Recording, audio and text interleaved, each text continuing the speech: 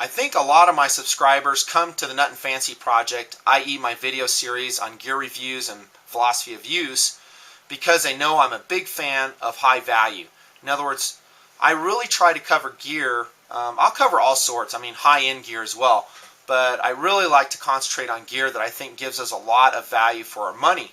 And whether you're talking about a knife, a gun, backpacking gear, a tactical item, a flashlight, I like it when we pay little but we get a lot in return.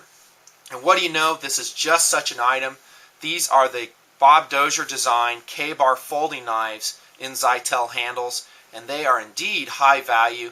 And the category I'm going to put them in is basically utility EDC knife, maybe a slight amount of emergency tactical use if you needed it. Surely they would function as that, but they're very small and they're mostly designed, of course, for daily tasks. And I love them. I've had this one here for over 5 years. You can see from the blade that I have indeed carried it and used it in a variety of situations, both in my military job and in civilian life, and I love the knives. We'll talk about specifics, and they came, I say came because I don't know if they're discontinuing these exact models that I'm going to show you. They might be. I'm sure you can still find them out there. But they come in a variety of blade shapes, which I'll show you. I have 3 representations here. I'll show you what they are. This one first is, I think they called it the Folding Hunter. It's a clip blade. It's one of my favorites for both EDC use and maybe emergency tactical if you had to use it, because it has a nice sharp tip, but it's got adequate belly on it, and it's just a perfect size. Not too big, not too small, just right.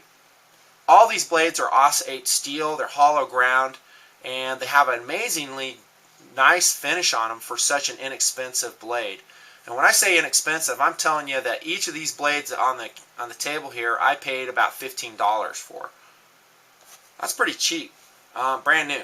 And that was from agrussell.com, applying a military discount. So thank you, AG Russell, for that. They rock. I love AG Russell, actually. I've bought a lot of blades through them.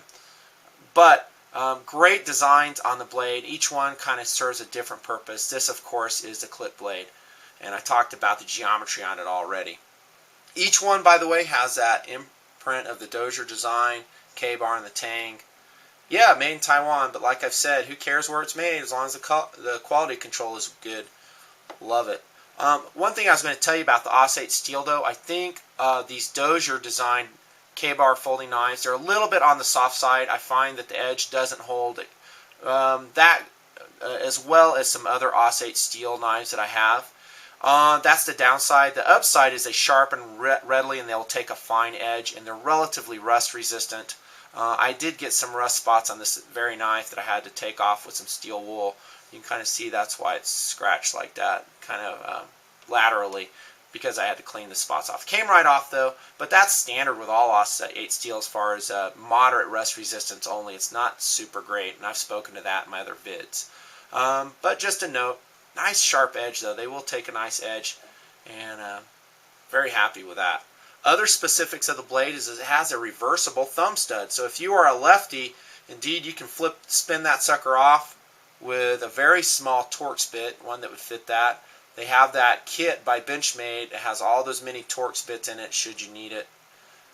Nice.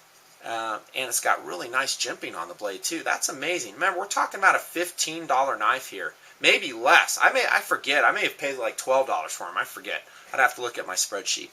But nice purposeful jimping right there, so you can really dig your thumb in it for control during your cutting task. Very well done. How's the lockup on these knives? By the way, it's just a manual folder. It's not assisted, which is just fine by me. And the lockup is amazingly tight. I don't detect any wiggle at all in any of mine. Actually, I take that back. I think one of them did, and I did have to tighten the pivot screw just slightly to eliminate the side-to-side play. And then I just Loctited it, and I haven't had a problem with it since. This one here is locking up nice and tight. And remember, this one's been used for a number of years by me in my military job primarily, and very happy with it.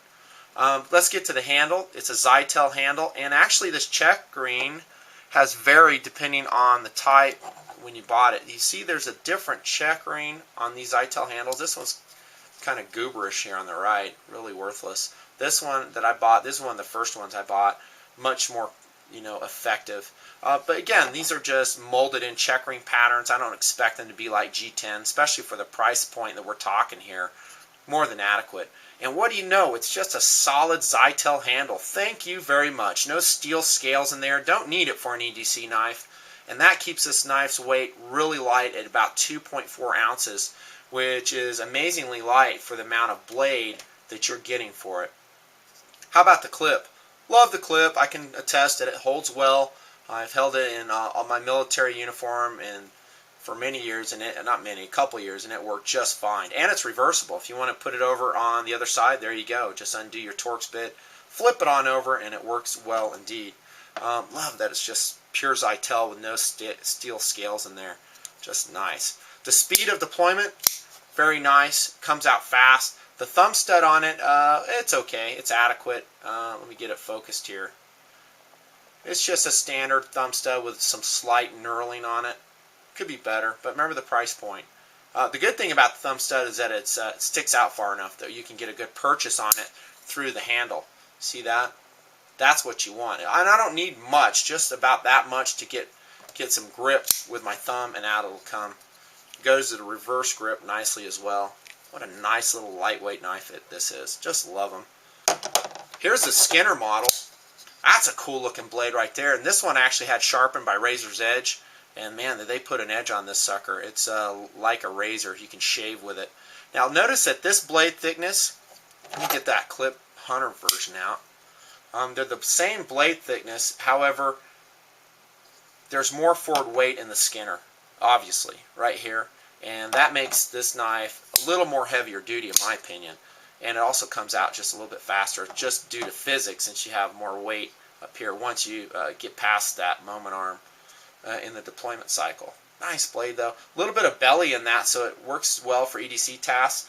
However, these flat Warncliffe style blades, they do wear, and I did notice that when I was using a Skinner I was getting some wear here, and that's one reason I took it to Razor's Edge, have them reprofile it for me, because I had worn that tip like a lot in my use. So just be advised, those flat Warncliffe style blades in EDC use, a lot of EDC use, like I've talked to a lot, does this. You know, you're cutting down on a cutting board or something along those lines, cutting into a cardboard box.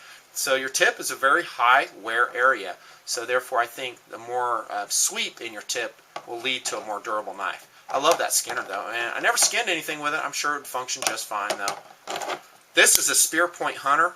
This is kind of similar to that clip, but a little bit different. They call it the Spear Point Hunter, if I'm not mistaken. Also hollow ground, OS8 steel. Nice finish, kind of a Scotch-Brite finish on all of these knives. And this really, to me, is more of a clip design than a spear point.